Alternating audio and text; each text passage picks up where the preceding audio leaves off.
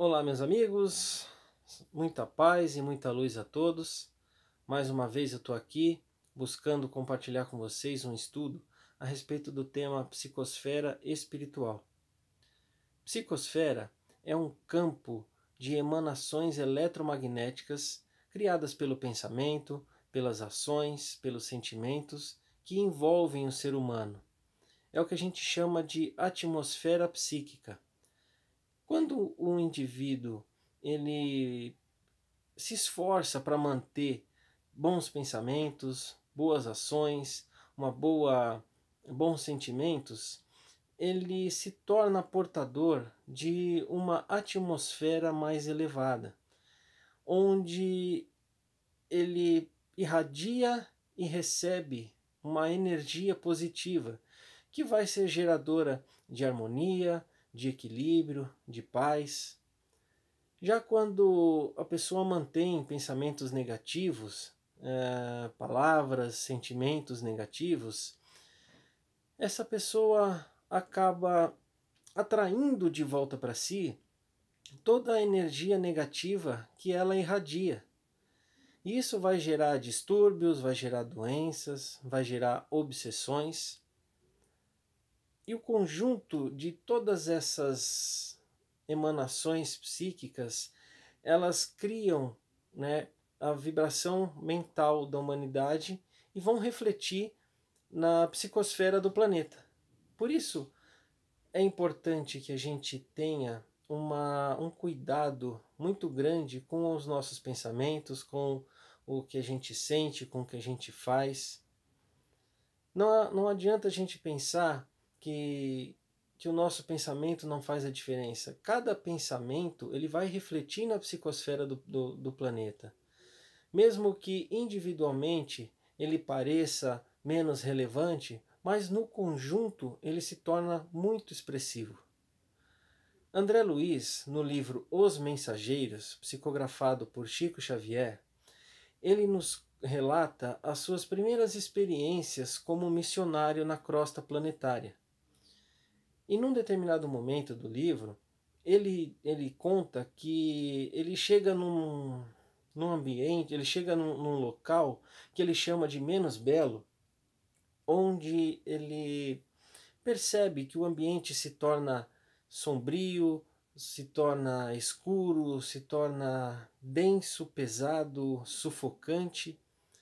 E ele é informado pelo seu instrutor, o senhor Aniceto, de que eles estão entrando no campo de vibrações mais fortes da mente humana. Esse livro ele se passa no período da Segunda Guerra Mundial. É um período em que acontecem diversas batalhas, guerras, lutas, violência em toda parte do planeta. E mesmo a uma distância muito grande da crosta planetária, eles sentem a influência da vibração mental da humanidade encarnada. Inclusive, num ponto mais para frente, onde quando eles já estão num dos postos de socorro que existem naquelas regiões, eles são aconselhados pelo administrador do posto a seguirem viagem somente no dia seguinte. E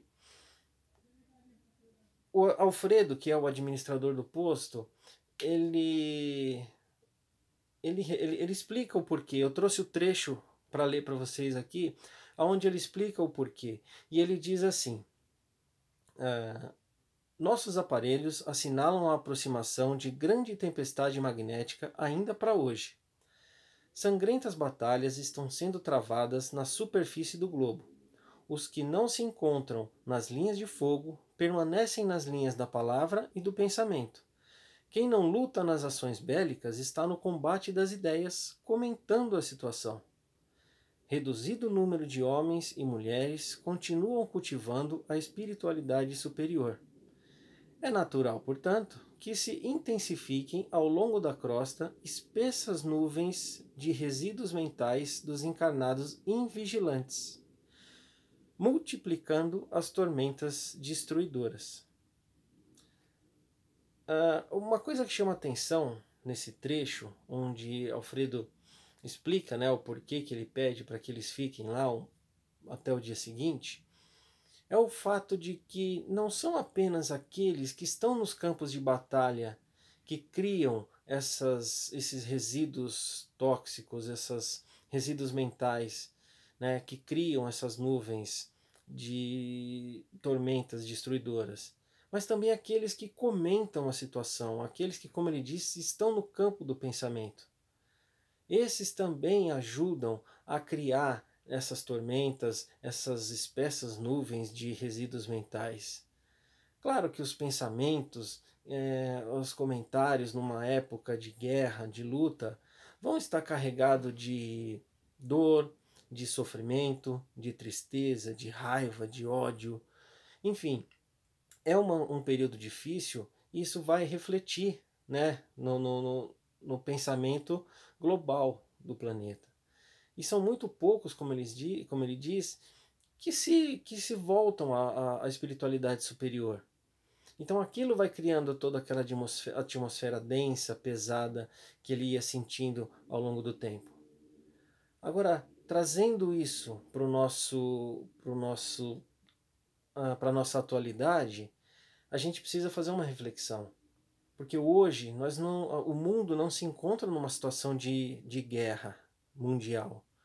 Existem, né, algumas batalhas em alguns pontos do planeta, em alguns países, mas o mundo não está em guerra, graças a Deus. No entanto, as pessoas continuam a guerrear no campo das ideias. As pessoas continuam a fazer esses pensamentos, esses comentários carregados de energia negativa. É só a gente ver o nosso dia a dia, é só a gente ver os noticiários da TV, os próprios conteúdos, né, da televisão, da internet, com conteúdos impróprios, repletos de violência, repletos de desinformação, de conteúdos sensuais, enfim, as redes sociais, onde as pessoas ofendem uns aos outros sem nem se conhecer, sem contar as fofocas, as mentiras, as intrigas.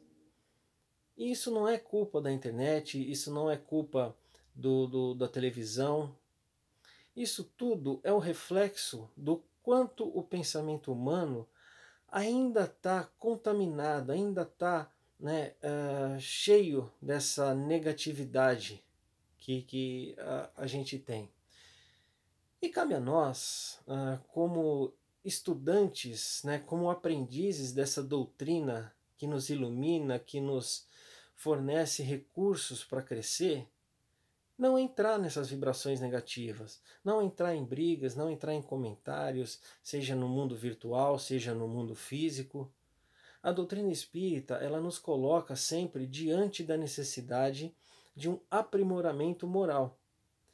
E ela aponta a prece, o autoconhecimento, o estudo como ponto de apoio para a realização desse objetivo. Mas é necessário que a gente também aprenda a usar mais, né? a praticar, a colocar todo esse estudo, todo esse ensinamento que a gente recebe no nosso dia a dia. Né? A gente precisa questionar o que a gente anda assistindo, o que a gente anda lendo nos noticiários, o que a gente anda comentando, porque isso vai refletir, né, nos nossos pensamentos, isso vai refletir na nossa vida. Né? Então, se eu não selecionar o que eu vou assistir, o que eu vou ler, o que eu vou ouvir, isso tudo vai refletir no meu pensamento. E a gente precisa se questionar, porque esse questionamento ele precisa nos levar a um autoconhecimento, para que a gente conheça as nossas limitações, as nossas imperfeições, também sem querer mudar essas limitações, essas imperfeições de uma hora para outra, substituir por virtudes, e sim aceitar que nós somos falhos também, que nós temos esses pontos para corrigir. Então, aceitando a minha imperfeição, eu vou buscar corrigir um pouquinho por dia, Quando a gente tenta ser melhor hoje do que eu fui ontem, ou ser melhor amanhã do que eu estou sendo hoje, eu já estou no caminho para poder criar uma atmosfera mais positiva para a minha vida, para o ambiente onde eu estou, e isso vai refletir na psicosfera do mundo em que eu vivo. É importante a gente saber que a gente não é pequeno, que a nossa contribuição para o mundo, ela é importante e começa no nosso pensamento. Tem um pensamento que é atribuído a Frank Outlaw.